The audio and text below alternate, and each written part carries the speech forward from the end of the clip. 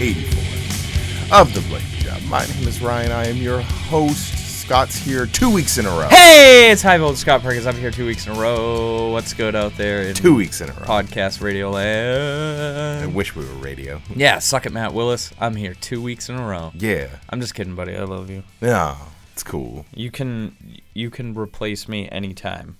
And you can follow us on Twitter at The Blade Job Show and at Blade Job Perkins.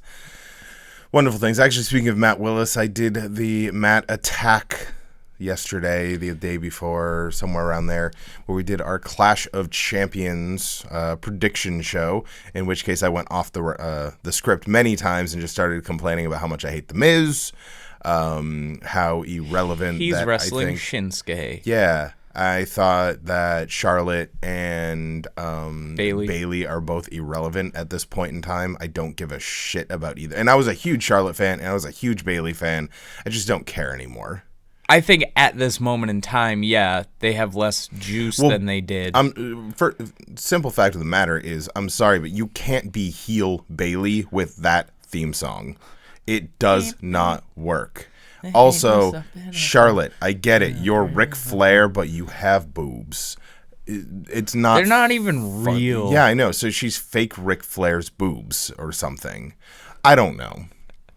Either way, get us wherever you get your podcasts, such as iTunes, Google Play, Spotify, iHeartRadio, because that's their little jingle, and many other places. I'm sure it's available. You can also just put us into like a podcasting app, like a Podcast Addict, and listen to us that way. You can also go over to powerslam.tv and get yourself a free 30-day trial with code BladeJob. They've got a ton of good independent wrestling for all of your streaming needs, such as Bar Wrestling. That's Joey Ryan's ZW. That's the New Jersey hardcore guys. So is H2O. They're not on there. Don't search for H2O. As far as I know, they're not. H2O is also a New York hardcore band. Yes, they are. They were really popular for a while, and then they just kind of poof. Their last few albums have been pretty fucking good, though. Well, they were mainstream popular for a while, because they got big, like, during, like, the pop It was 2001. Yeah. I saw them with Sum 41.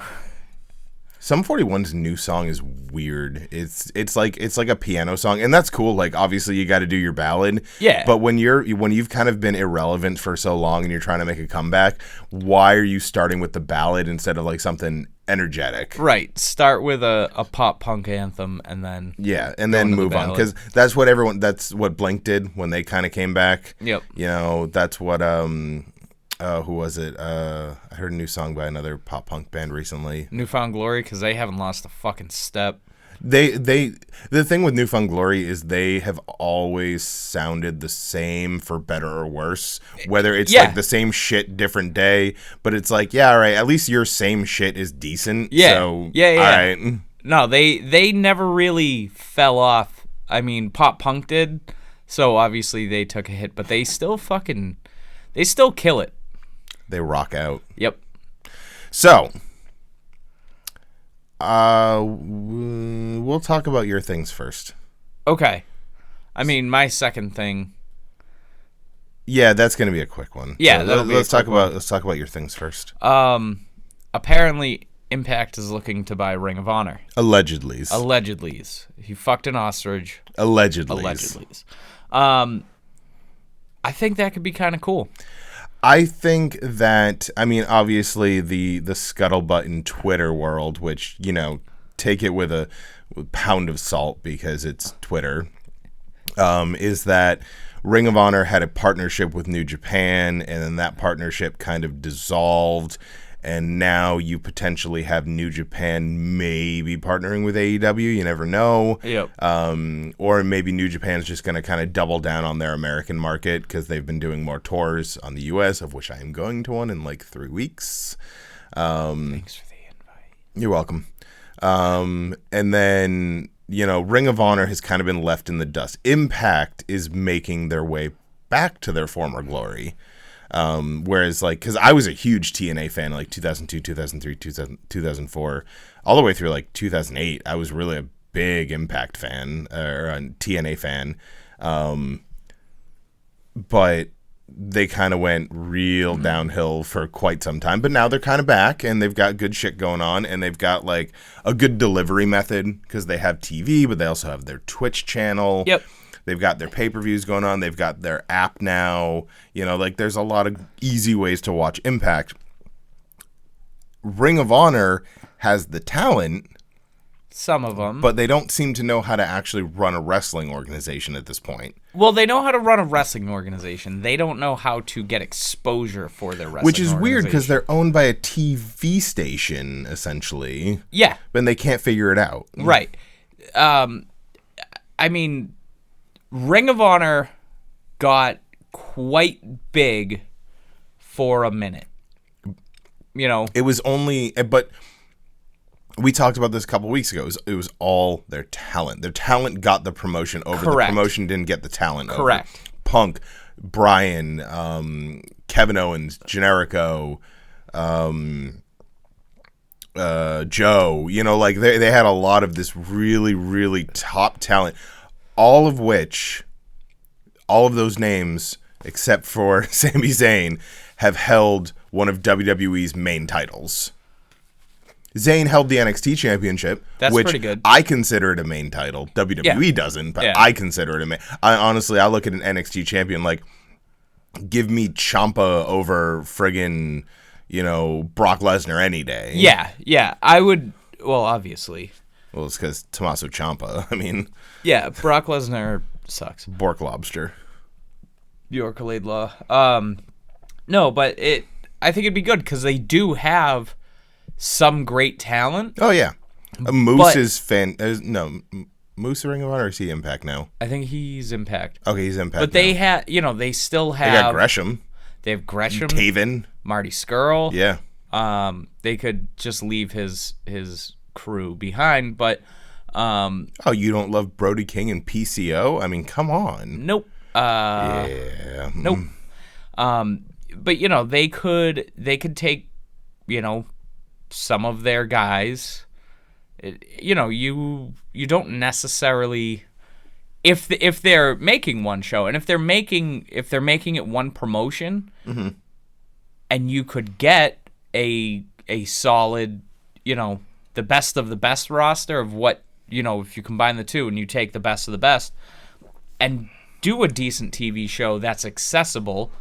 I think They're on that's the thing. Access Accessibility. TV, but not everybody gets Access TV. Like, But you can watch Impact on Twitch for free. true. That's very It's true. literally available to everyone for free. That's very true.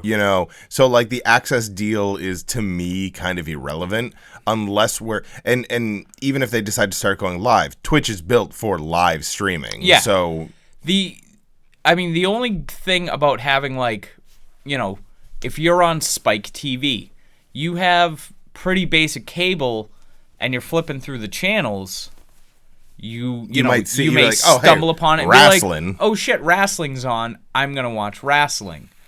And so you watch wrestling, and that's cool. But if it's something like you have to remember, because I'm one of those people who will never fucking remember to watch, and then I'm not watching it. Mm-hmm. But if I'm flipping through the TV on a Monday night and I land on Raw, I'm like, oh shit, Monday Night Raw's on. Cool, I'm going to watch that. And, it is what it is. I feel like the more mainstream you can get, the more casual fans you can bring in.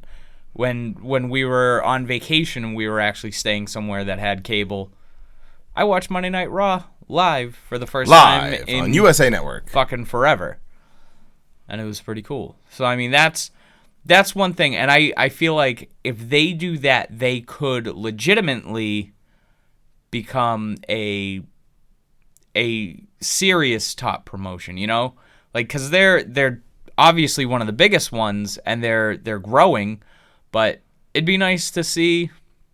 I wouldn't mind seeing a legitimate 3-way for top US promotions, and then maybe New Japan comes in. I enjoy WWE a lot, as compared to like indie wrestling, like, yes, going to a bar in Worcester and seeing wrestling live is excellent. Yeah. But at the same time, when you're watching WWE, it has like the big time feel, you know? It definitely does. Well, that's the thing with WWE, and with even with Impact and now with AEW, we don't know exactly what their live TV is going to look like, but we have a general idea. It's at this just going to point. be fireworks going off with a dog standing. I'm next hoping to that them. they have a different set, like because they've used the same set for every pay-per-view, and like that's kind of one of my biggest complaints with WWE is like the pay-per-views don't feel different. Yeah, than TV give anymore. us a fucking Halloween Havoc set. Well, so we'll get to that in a moment. Some of the things that I watched last night in preparation for today, but yeah, no, Preparation H. You watch WWE and like I said, to a lesser extent, 'cause we don't know what it's gonna be like AEW. You watch it for that production value. You watch it for that big budget feel that because it's not. It has nothing to do with the in-ring product, but it brings something to the table.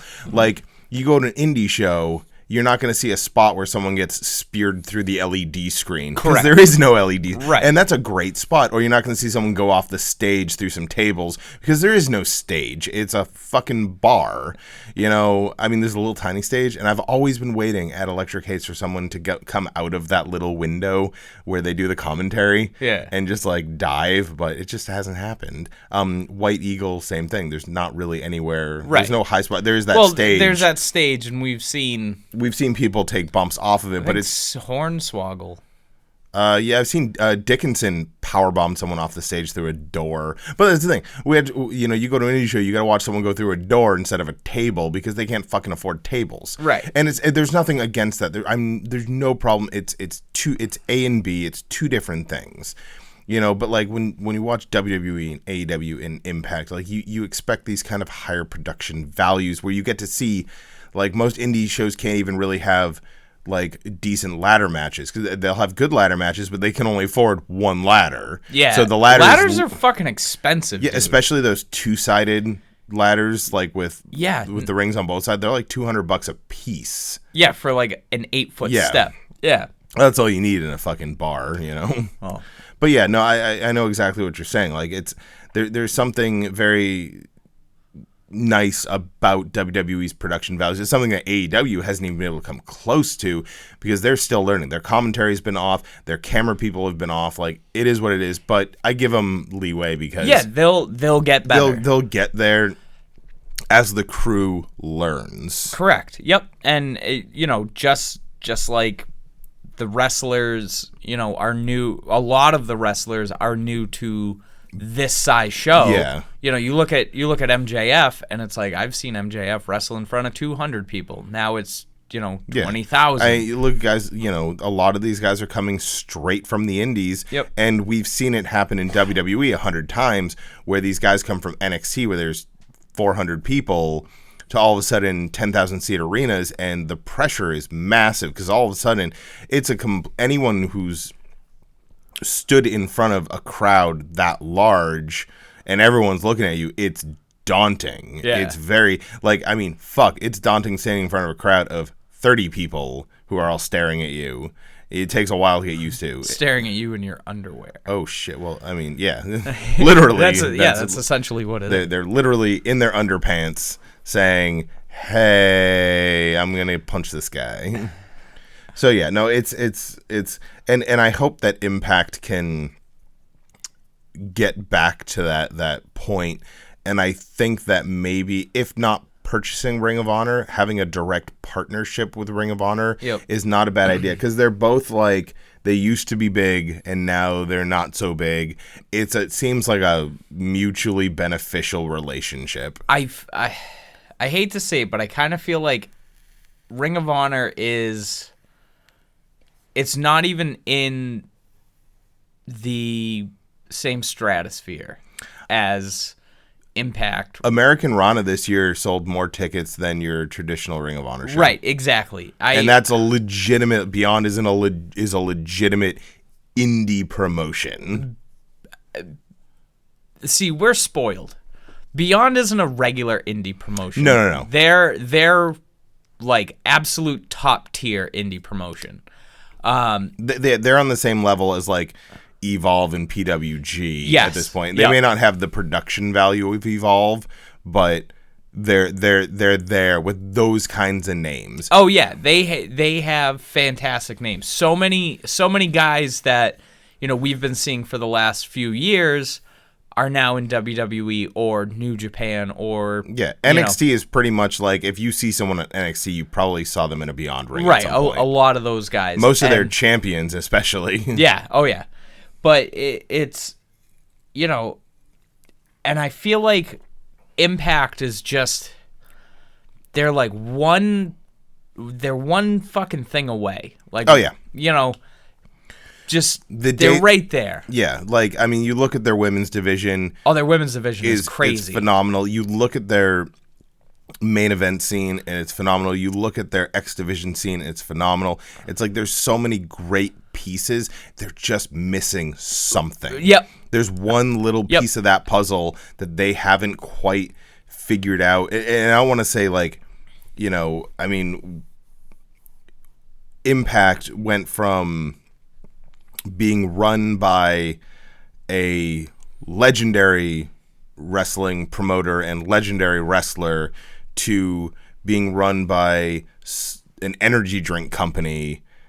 Now it's being run by a legitimate sports organization. Okay, we're getting there with actual wrestlers and wrestling people. Yeah, as you got the Jackal. The Jackal. The Jackal from the what was the name of that stable? You know the ones I'm talking about. I know. They all had tan pants and green muscle shirts and berets. Don Callis. Kurgan was in it. It was before he was in the Oddities, which was an excellent stable. Yeah. Even though they had the Insane Clown Posse. ICP. Whoop. Dude, for the Juggalos and the Juggalettes. Shit, I can't remember. I don't know. Either way. Irrelevant. Either way, Juggalos, enough. Enough with your shit, Juggalos. Yeah, so I don't know. I think it could be really, really good for both parties involved. And maybe Ring of Honor is that piece of the puzzle that Impact needs to have their former glory restored to them. I don't know.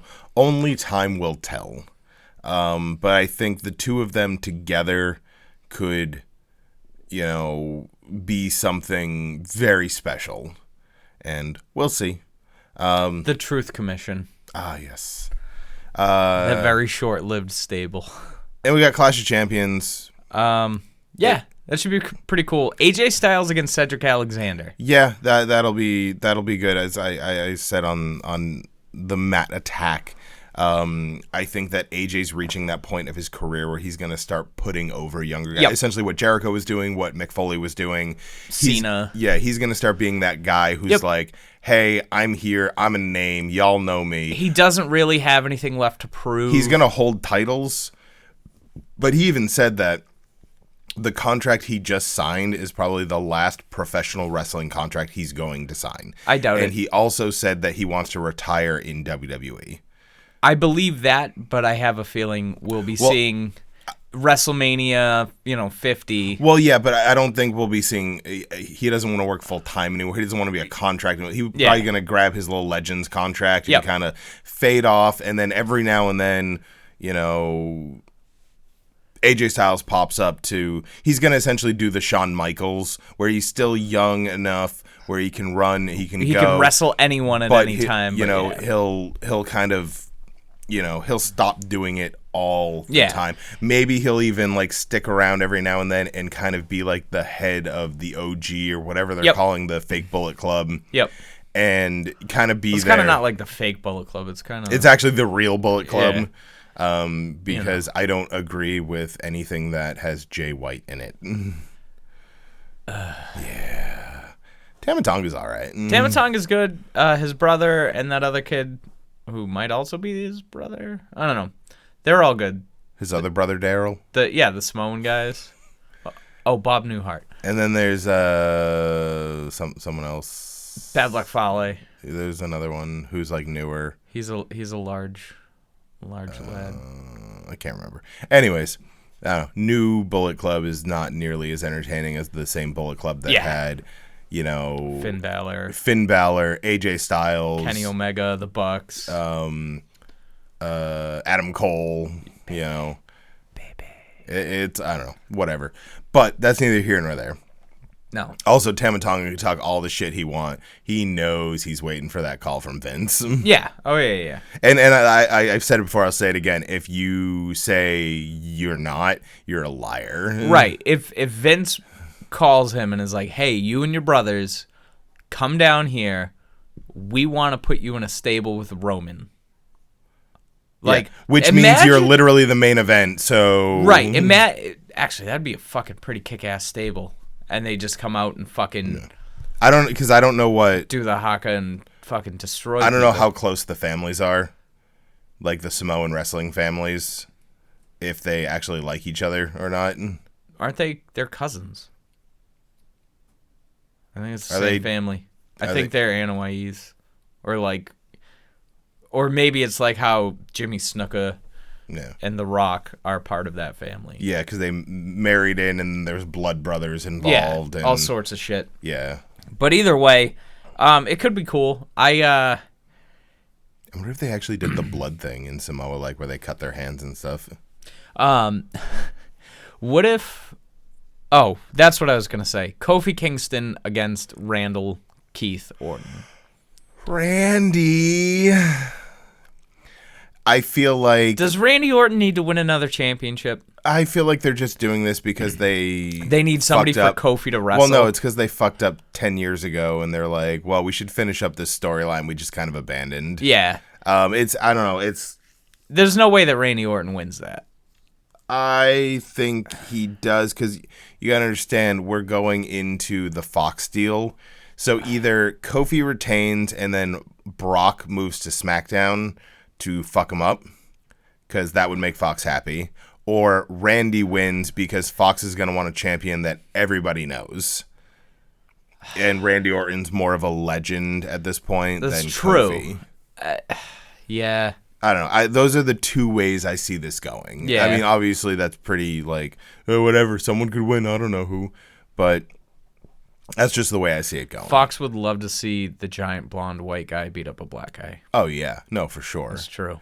God damn it, Fox. Clash doesn't look like a bad pay-per-view. No, it has pretty good matches and on it's actually sticking to its roots where every title is being defended, including the women's tag titles, which doesn't seem to exist to WWE anymore. So like every match is a title match except for Roman versus Eric Rowan, which is a no DQ match, which I'm okay with because I actually really like Eric Rowan. I can't fucking stand him. Oh god, he wears a Monomarth shirts now. You just want to like hang out and talk metal. Yeah, so I mean it should be a good show. Ooh, Fire and Desire are wrestling Alexa and Fire Bliss. and Desire. I think they're a great tag team. That's what I said on Mad Attack, and I got attacked because everyone hates Sonya Deville for some reason. Why? Everyone hates Mandy too. I don't know. Mandy is definitely still coming into her own as a wrestler. Yeah, she was in NXT, and when she got called up, I went, she was on NXT? Because they never used her. Sonya, I think, is very talented. She's extremely talented. And going up against Alexa and Nikki, who are two of my favorite women on the roster, I'm okay with this. Win, lose, or draw. I think it'll be a good match. I think it'll be fun. Fucking Drew Gulak. That's awesome. Yeah. I see Lindsay winning. That just because going into live TV, I feel like having a luchador being the head of your cruiserweight division is going to bring more people into watching it. It makes sense. Especially because I'm sure NXT is doing the same thing WWE or AEW is doing. They're trying to bring back those lapsed fans to television. Yep. And if you are a lapsed fan, you probably think Cruiserweight, WCW, and you think Rey Mysterio, you think Juventud Guerrera, you think Psychosis, La Parka, Ultimo Dragon. Like these are the guys you're thinking of when you think of the Cruiserweight division. Obviously, you've got your Billy Kidmans, you've got your Dean Malenkos, but Hell yeah. Chris Jericho. I learned about luchador wrestling from WCW because WWF was not doing shit with luchadors in the 90s. No, they had Just Incredible there with his fucking Aldo Montoya. the Portuguese soccer star or whatever. It's weird. We just both burped at the same time, so you could cut that out. Nah. Or you could leave it in. Keep it in. Because I'm fucking talking about it. Fucking talking. We're still on air. Live in the basement. Pre-recorded. Yeah. Yeah, we're live, so if anybody wants to watch rugby today, I'm playing at 1. As they go on Sunday afternoon to go, where the fuck are you? Where are you? Knights of Columbus in Worcester. I might die because I haven't ran more than like 10 feet in a couple years. Yeah. So, we're about halfway through. Yeah, let's talk about your thing. That brings me to something that I've been thinking about, and I've done my research. And I haven't because he just told me about it, and he said, don't worry about it. You don't worry need to about do research. You don't need to do research. I did the research. That's okay. I don't usually do research anyway. That's all right. So, the Muda scale. For those of you who don't know, the Muda scale is used to determine how bloody a match is based on the match between the Great Muda and Hiroshi Hase from December of 1992, where Muda bled like a fucking stuck pig. I give it 10 Mudas. No, Muda is 1.0. That's that match, 1.0. So, I was thinking about it. So I was thinking about it at work. Instead of doing work, I was thinking about wrestling because that's what I do. So I popped on that match and I watched it.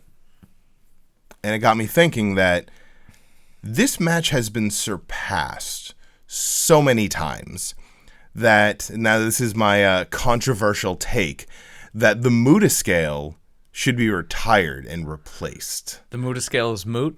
The Muda scale is moot. So obviously so I was just thinking about it. So last night I watched a bunch of really bloody matches.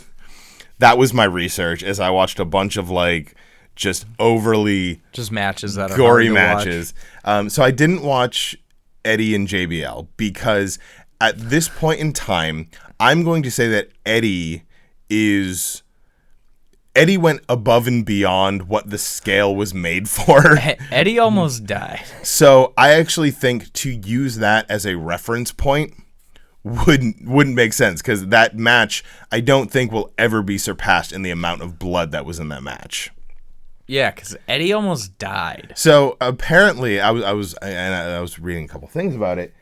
A lot of the theories surrounding of why that blade job was so, obviously he nicked an artery. We know the physiological reason why it was so bad, but apparently like a lot of the theories are surrounding it are the fact that JBL was known for really stiff chair shots, and that Eddie was probably actually a little shaken, and so he wasn't really paying attention to what he was, because he just had a chair wrapped around his face. So the matches I watched that I believe could be new scales. So obviously we have Eddie JBL, but I think that's above and beyond. And I want to talk about these matches because I know you've seen these matches. So okay. I figured it's easy enough. First and foremost would be John Cena versus JBL. Judgment Day 2005 I Quit match for the WWE Championship. The one where Cena came out during his entrance on like the back of a flatbed semi, and he had a DJ like playing his entry music. Yeah. Sometimes John Cena was silly. Cena bleeds so fucking much in this match. So normally, like, you get a blade job,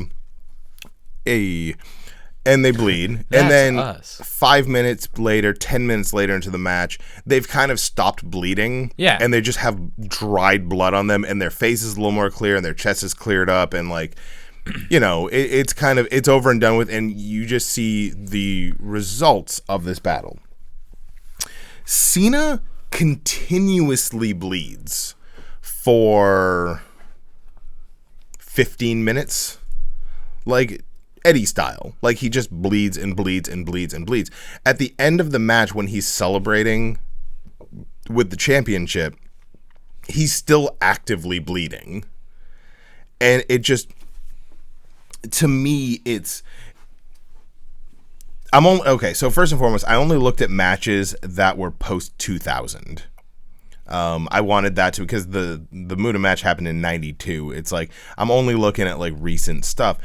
And I think that John Cena is a very strong candidate for the new standard of the scale.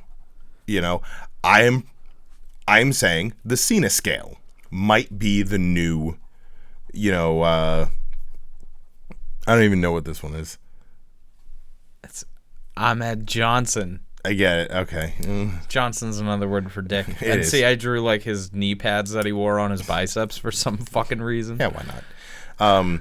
So I think that Cena could be a potential new for the scale. Now the other one that stuck with me was Undertaker versus Vince McMahon, the Buried Alive match they had at Survivor Series, which is the one where the whole angle was Vince said there was a higher power that was gonna allow him to beat the Undertaker. And the bell rings, Undertaker punches Vince once in the face, and Vince blades. That's how the match opens. And Vince, being Vince McMahon, a fucking real life crazy person, goes way too far and blades way too deep, and blood starts spraying out of his head within 14 seconds of the match starting. I need to pull up a picture of this because I haven't seen it in a while.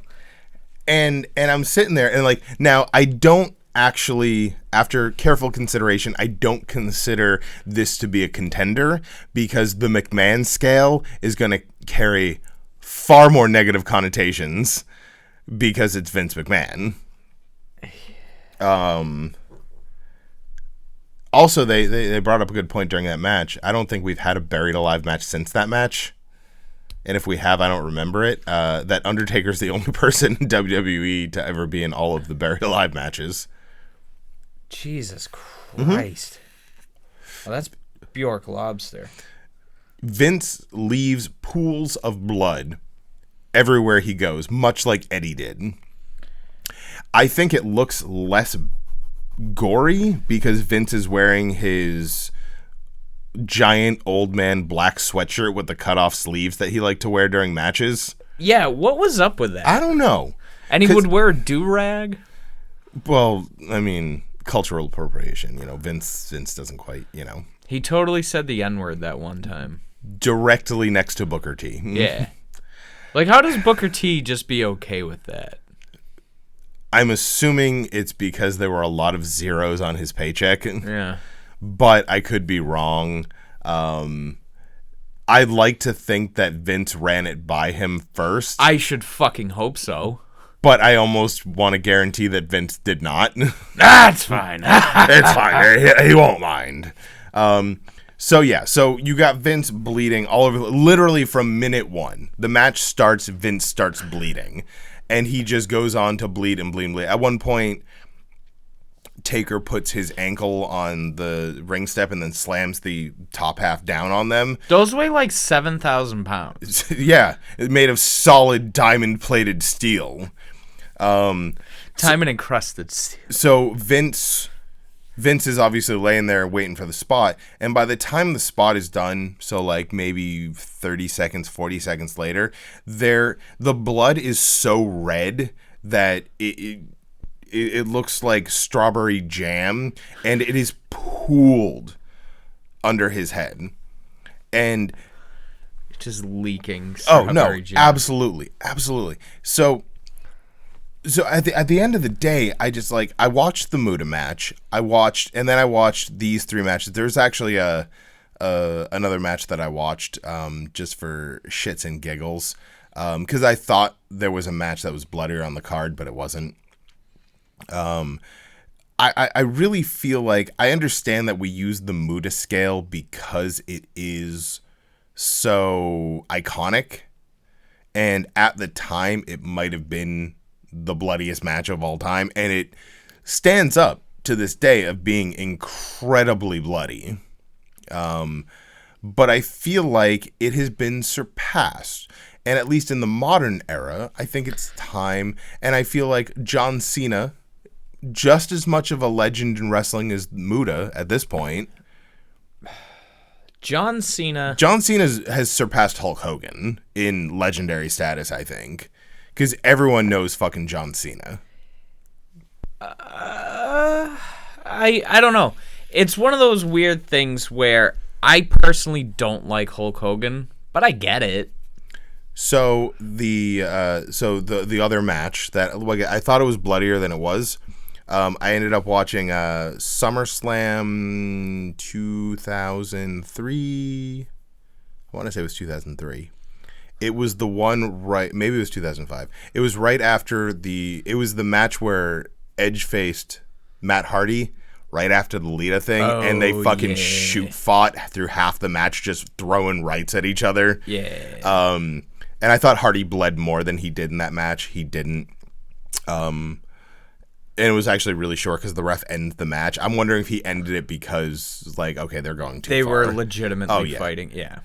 But the nice thing, I will give Edge credit. He took his beating because he knew he fucked up.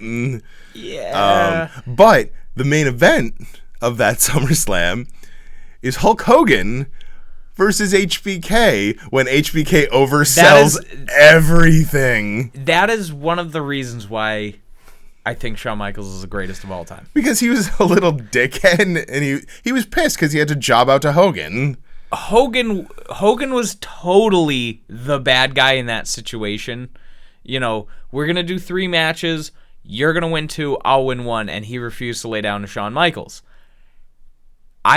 Shawn Michaels handled that like a true fucking professional. A professional prick. A professional prick. But you know what? He fucking took every bump. He fucking sold everything. He made friggin' Hulk Hogan could have sneezed at him and Vince would have fired Hulk Hogan, but then Shawn Michaels would have been knocked over. Like he was out of the ring. I absolutely love that match. He sold that match in a way that would make Dolph Ziggler look like a dead fish in the ring. I feel like when Dolph Ziggler wrestles, that he watches that match for inspiration over and over again before he goes out. But the reason this was an honorable mention because it had a Hulk Hogan blade job in it, and Hulk Hogan blade jobs. He's never been good at it. He always. So first and foremost, he doesn't nick. He goes across the forehead. Yes. He starts at one end and just he scalps himself. And you can always see the line. Yeah. There was one match I remember, and I can't find it. It's not even a match. I think it was just like a promo. I've been trying to find this on the network, and it's one of the reasons I started watching all the Nitros, where Mean Gene farts and then his fucking forehead splits open.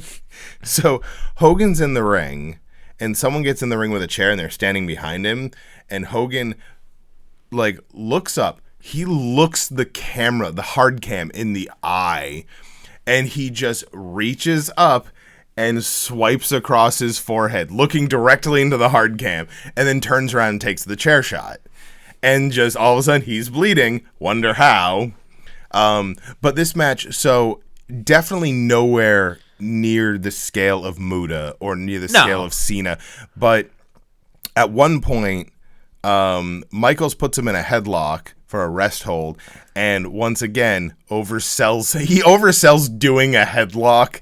And then when Hogan starts doing his no, and Michaels looks like he actually just saw a demon come out of, and he starts screaming about how he's but while he's got him in the headlock, you can watch the blood pouring onto Shawn Michaels' arm. Like his entire, from the middle of his bicep to his wrist, his sexy arm is completely covered in blood. Not trickles of blood. It is opaque with blood. And like, once again, nowhere near the scale. But Hogan was a bleeder because I never think someone said, hey, you just need to do a little nick. Terry, come here. Let me show you. Especially because he was a sweater. And the blood mixes with the sweat. Like, that's the thing with, like, Triple H. Since he was always sweaty and oiled up, he always looked like he was bleeding a lot more than he really was. Sean, however, was not a sweater, and he would actually just bleed as much as he was bleeding. Yeah. And I found a Reddit post, and I thought that this was just maybe something interesting to bring up. Best bladers, worst bladers. Best blader, almost unanimously, was Shawn Michaels, because you never saw him do it. You never saw him do it, and he never... Don't say he never overdid it, because he overdid it most of the time. But, yeah, he overdid it, but it wasn't like... It wasn't, one of these situations, a Great Muta, John Cena. It was... He bled the right amount. He did. Because every time you get cut, you're not bleeding the same amount. Like Stone Cold Steve Austin versus Bret Hart. I think that amount of blood really fucking sold that match. It ended with a no finish. And it was like his face had that like circular spot of blood, and then it was just dripping down the middle of his face. Like, and then what really sold that match was during the sharpshooter, that infamous spray. Yep. That little squirt that came out of his head when he fucking clenched up. That little squirt really sold and then it came down, got on his teeth. Yep. Like that was perfect. Yeah. That match. Hey, there's so many fucking wires here now, Mr. Game Streamer. You put it on top of the wires. No, I kicked the wire below my foot. Oh, that too. I'm really leaning in. I'm getting into it. You're getting into it. But no, that match, the blood, it was a perfect amount. It was the right time. It happened like a third of the way into the match. Yeah. And so he had time to bleed on people. He had time to fucking get it all over the ring. Ken Shamrock's there with his little weird referee outfit. It was the daintiest little outfit. He's adorable. I wouldn't say anything to him because the man straight up terrifies me. Yeah. He's a crazy person. Impact wrestler now. Yep. That's right. Oh, did we talk? We talked about him last week. We did. Ken fucking Shamrock. Goddamn. Kenny Sham. But anyway, we're talking about that. Yeah. So, worst bladers? I actually might give it to the Undertaker. I've caught him so many times because he dropped the blade a couple times. Yeah. He was always very obvious about what he was doing. Roman's not good at it. Well, Roman hasn't really ever bladed. He always takes it the hard way. No. There was a time, didn't David Otunga just like blatantly hand him? It was a blood It was pack. a blood pill. He put it in his mouth. That's right. Or he put it on his nose so it looked like Triple H broke his nose. Okay. That was honestly Byron Saxton. That was also the cameraman's fault because the cameraman was like right fucking there. Yeah. It was... Yeah, hey, Mr. Director, maybe go to a different angle. Yeah. Because I remember at... I think it was one of the WrestleManias. It was one of the ones where Taker and Lesnar were wrestling because they wrestled for like 2 years straight. Lesnar bladed during the match, and he was so fucking obvious. I think he was trying to be obvious because he was like, I know I'm breaking the rules and I don't give a shit. He's a dickhead. Punk, when he bladed during his cage match with Jerry Lawler, was pretty blatant. And then he's like, WWE tried to like play it off like, no, just it happened. And then they all of a sudden find him and Charles Robinson. It's like, why are you finding them if no one bladed? Huh? Yep. Huh? Yep.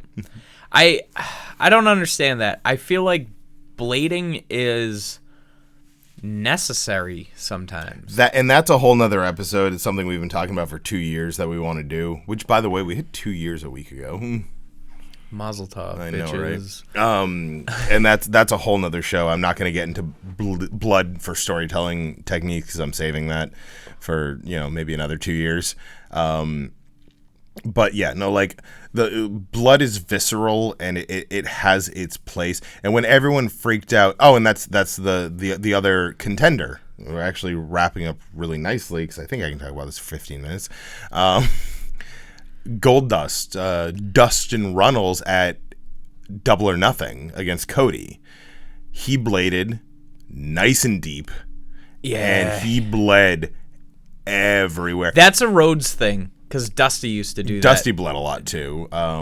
Dusty cut way too deep. Well, And that's I mean, why his forehead looked like fucking ground ass. beef. Yeah. Fucking Devon Dudley, the same thing. So, like, Dustin bled, and it was weird because the initial blade job didn't have the same effect as Muta, Cena, or Eddie.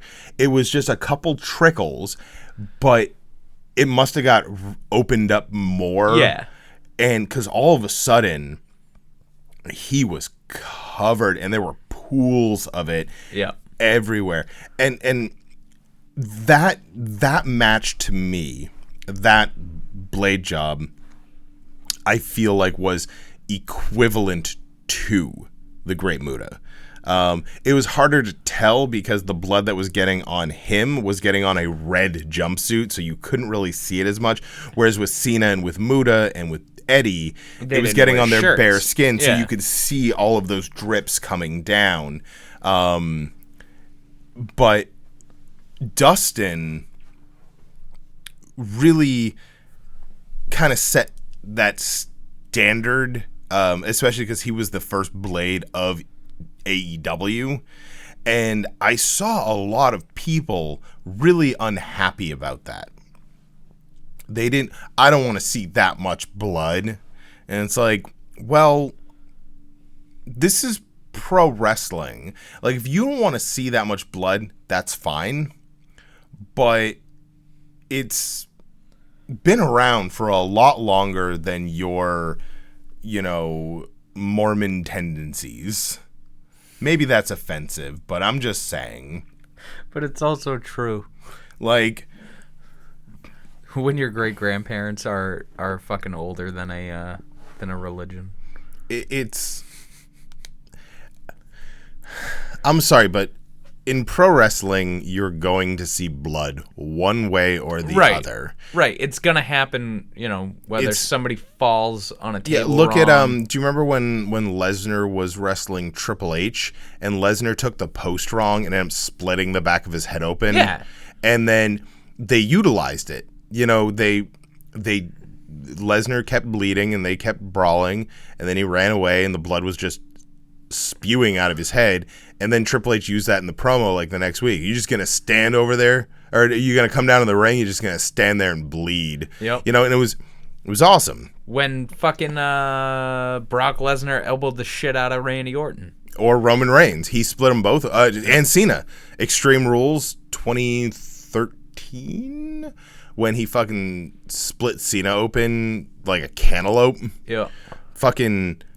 Holy shit, it was like the most blood I'd ever seen. But those, and those don't count because those are literally split open the hard way, because those wounds are going to be huge. Yeah. Because you're taking a giant man's You're taking giant Brock elbow. Lesnar's elbow directly to your forehead until you start bleeding. Yeah. And like... Nah, I don't think I'd like that. No, God, no. Like, I just... Like, you ever, like, bumped your head on something? Yeah, my son's head, like 2 nights ago. Fucking sucked. But now picture him, like, repeatedly headbutting you as hard as he can. I'd probably die. Now turn him into Brock Lesnar, and... I mean, that puberty will do that. You think he's going to be a Brock My Lesnar? kid's going to be fucking huge. You think he's going to make you a bunch of money? I don't know. I think he's probably going to beat me up and steal my lunch money. Do you still get lunch money? I don't get lunch money. I mean, I have a debit card. Yeah, So- but you make that money. Kind of. Yeah. This is good. This got weird. Dude, chicken and cheese empanadas from Cumbies. Oh, yeah? Aren't they only like $1.99? Nah, they're like $3. And then a couple Mountain Dews. That's all right. I got laid off, so it doesn't matter. It's cool. I just think that, to kind of, tie it all together, that, like, there have been so many matches, and this is not even taking the indies into consideration. Yeah. And I include... Dave Cole, I'm looking at you, bud. God, he's a bleeder. Even like Ring of Honor and things like that. Because I was looking up, bloody matches. And one was... Terry Funk versus Sabu. Terry Funk versus anyone. Yeah. Crazy Wrestling Grandpa was a bleeder. Oh, yeah. Is a bleeder? I don't know. I'm sure he's still fucking cutting himself. Oh, sure. When he... when he's out and about. But a couple honorable mentions, and I have not watched these matches yet, so we may revisit this conversation at a later date. But one was Colt Cabana, which is weird to have him in this conversation because he's never been like a hardcore kind of guy. Versus, now I feel bad because I really don't remember what I read. It was either Jimmy Jacobs or Jimmy Havoc. Jimmy Havoc makes sense because blood. And the other was Samoa Joe versus Necro Butcher for IWA. Yeah. I'm pretty sure I have access to that on Power Slam. And I'm going to go out of my way to find that. But once again, I was trying not to use independent organizations because I feel like there's been some fucking blood in these. I mean, you go to any H2O show or CZW show. Yeah, I mean, yeah, deathmatch wrestling, some fucking blood. Like all deathmatch wrestling matches that go too far have destroyed the Muta scale in a way. Because you don't only have their heads bleeding, you've got their backs and their arms and their legs and their pelvis and their butts and their knees and their feet. And everything's bleeding. Bloody butts. Bloody butts. I once cut my upper butt cheek on a ground mount for solar, like, when it's just in your backyard and there's a bunch of panels. I stood up and it's very sharp, and I had a nice cut on the top of my butt cheek, and when I got home I was like, check it out, I cut my butt, and my daughter made fun of me for like a month and a half for having a butt cut. Butt cut. Fucking extra butt crack. Extra butt crack. And well, it was horizontal. There was a post on Reddit the other day about what would change in society if our butts were horizontal instead of vertical. And it was one of the most wonderful comment sections I've ever been in. The best being the sound of my ass cheeks clapping as I ran down the stairs on Christmas morning. If you guys don't have a Reddit profile, get one, because you can customize what content you see, and there's some like you wonderful you definitely stuff. Want to subscribe to Trashy Boners, Big Titty Goth Girlfriend, anything that's not safe for work, just except for like WTF, like stay away from the not safe for works on WTF, like they're usually fucked up. 50-50 is either really good or just horrible. Yeah, it's like kittens or a dude who had his dick chopped off. Yeah, a naked chick playing with kittens, or a man who got his head stuck underneath a train. Yeah. And you're like, oh, this is going to be great or terrible. But you click it either way. Yeah. Yep. I subscribed for that for all of 10 minutes. Yeah. Butt Sharpies. Butt Sharpies. Oh, people putting Sharpies in their butt? How many Sharpies you can fit in your butt. Dragons fucking cars. Cars fucking dragons. Dragons fucking dragons. Dragons fucking... Or cars fucking cars. Yeah. There's... it's something for everyone, really. Yeah. There's also Squared Circle. Yeah, I mean, there's wrestling related. Wrestle ones. with the Plot, which is just pictures of female wrestlers. It's just Alexa Bliss pictures. Yeah, because she has a nice butt and she's very attractive. Yeah, I mean, it's pretty cool. Yeah. But yeah, the moral of the story is, Terry Funk, please come back into my life. Yeah, I just want to hang out. Like, I'll take you, not to Longhorn. I went there last night. It sucked. But yeah, I would. He seems like a Denny's kind of guy. I'd take him to an upper level chain restaurant. I'd take him to the 99. The 99 restaurant. Yeah, it's always the real deal. Always. And if you wieners don't know what a 99 restaurant is, sucks to be you, nerd, because it's pretty delicious. It's a New England chain steakhouse, I guess, but. Either way, I've never had a bad meal there. You know where I think he'd enjoy going? Bentley's. On Route 12. Oh, Bentley's. It used to be pub. Piccadilly. It used to be. Yeah. Is that any good? I like it. It's Piccadilly pub. There's really no difference. Okay, so it's you get the fucking popcorn and everything. It's kind of okay, like standard American fare. Yeah, and it's affordable. Yeah. And they've got Keno and shit, Yeah. We're always thinking of a place to go to eat. Oh, it's great. We go there once every couple of months. It's good times. Oh yeah, we went to Longhorn last night. It was fucking disappointing. They got fucking dope ass meatloaf and shepherd's pie. It's good stuff. Those are two things that I make very well. Yeah. I don't like ordering things that I can cook at restaurants. I like ordering things that I'm way too lazy to cook at home. Yeah. But anyway. So essentially anything but pasta. But yes. So I believe we should rethink the Muta scale. Yep. not taking anything away from the great Muta, because he was great in so many ways. And he was Muta. He's one of those guys, I never understood how you can do your entire entrance and then 5 minutes, 10 minutes of a match while holding the green mist in your mouth. Yeah. That seems like a whole thing. Yeah, because I would swallow at some point. Right. I'm just saying. Right? 20 minutes in. Yeah, you're like... You know who bled a lot, and it wasn't from blading? Sandman. Yeah. It was just because he was smashing butt heavies on his forehead. But the thing is, I don't think he ever really bladed, because he was always just bleeding when the match started. Right. He was bleeding during his intro. And the thing is, like, people don't give Sandman credit for he was actually a talented wrestler. Oh, yeah. But he could definitely go. He was just wearing a fucking, a white T-shirt and some jams and ripping Marbreds and drinking 17 beers before he got to the ring. And he was drinking them. Like, Stone Cold Steve Austin would pour them on his face, essentially. Like, he was chugging them, and then he was let's just go. Pouring Bud Heavies into his mouth. I mean, can we all at least agree that Joey Janela is the spiritual reincarnation of the Sandman's career? Yeah. Oh, yeah. He's the only other person, I think the only other person I've seen smoke butts, like... During a match, yeah. You didn't end up watching Rana? No. At one point, he goes into the crowd and starts trying to bum cigarettes off of people, and then just lights it and smokes it while he's setting up like a table. Yeah.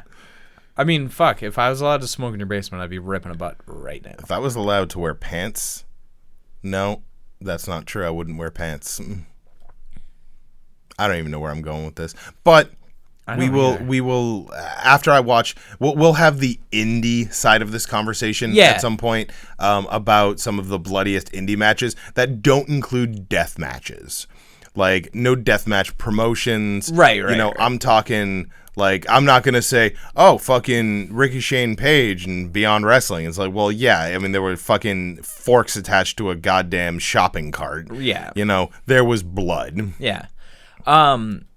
We should watch these matches at some point together, take notes, but also take big rips off a bowl. I'm sorry, we only smoke vapes here now, sold on the black market. Okay, I have those too. Yeah. I don't know. Everyone keeps telling me to stop vaping because it's going to kill me. I'm like, dude, six people died because like they were smoking THC from the black market. Like, no shit, they died. Like, they were smoking THC vape cartridges from the black market. Yeah, I do all the time. Yeah. But, anyways. And just, like, THC from a bowl or a joint. Yeah. Or, whatever. Yeah. So, I think that's good for today. The moral of the story is, kids. Bleed. I was going to say. Blade deep, blade hard. Mason, Jackson. Don't listen. Also... Smoke Matt Jackson, Nick Jackson, out Cody Rhodes. He's the worst thing about your company. I was actually going to wear a Cody shirt today. Also, Jay White's a bag of dicks. Jay White's a bag of dicks. You guys have a great night. Miz sucks. Miz sucks. Shinsuke's awesome. You guys have a fucking wonderful day, and we will talk to you next week. See you next time, Space Cowboy. Bye. Awesome!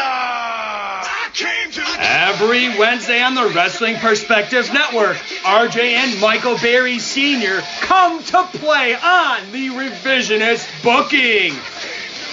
They rebook a wrestling pay-per-view from the past and try to make their cards awesome. Follow them on Twitter at Revisionist Book, at Michael Berry Sr., and go over to iTunes, Stitcher, and blogtalkradio.com/Wrestling Perspective Network and subscribe.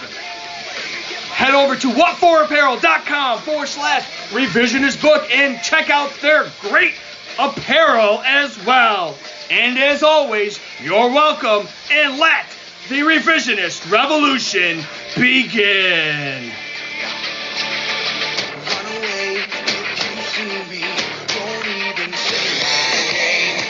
Think that you can know me.